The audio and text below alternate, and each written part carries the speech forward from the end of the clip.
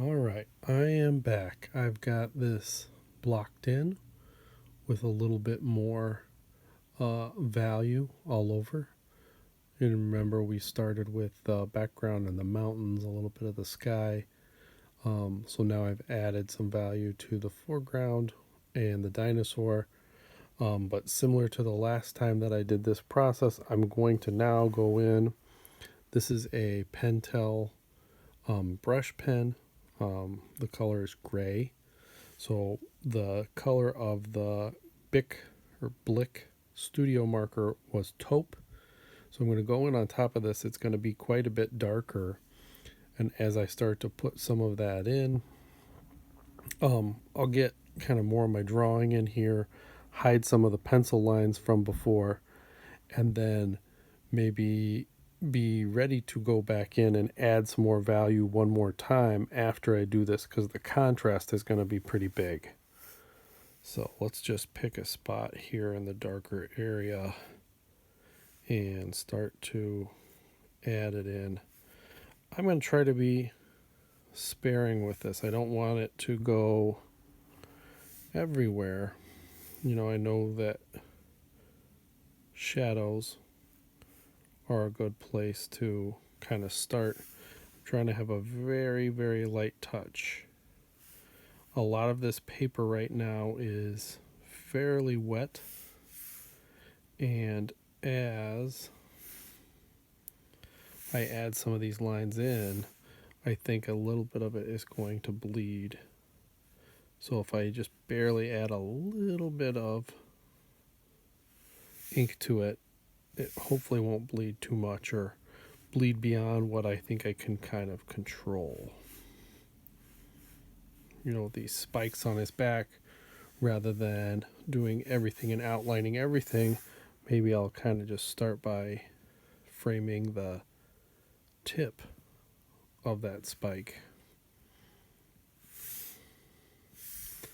and just kind of let your eyes and your mind go through and make that connection to the other parts. So I'm kind of picking and choosing rather than trying to make a dark mark everywhere.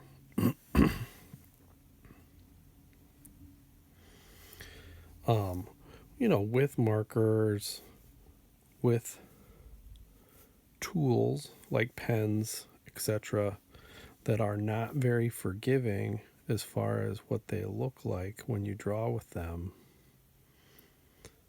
and you're starting to kind of work on a final or something that is a little bit more, you need to be more precise. Start where it doesn't matter. Don't start in the most important, most exciting spot. Start in a place where if you mess up, you can fix it or you can do something different, where you don't have to get it 100% right, so that if you don't, you're not worried about whether you ruined your piece or not.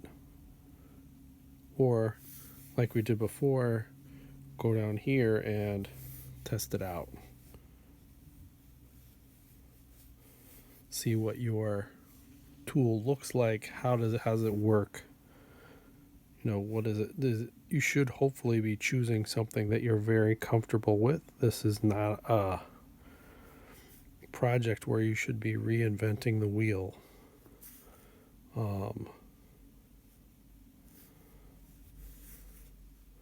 We are trying to make our best work, our portfolio work. Not that this is anything close to, let's say, our finished product, but I am making this with the idea that if some of these look really good, I'm just going to add color to them and it might be done. So that's why I'm kind of being a little bit more maybe methodical. I may be doing a little bit more precision than you might be doing on your rough.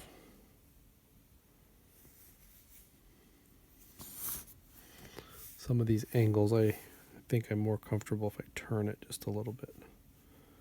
So that's why I rotated my paper. Think about things that make you successful. What are the angles that work for you? What are the tools that work for you?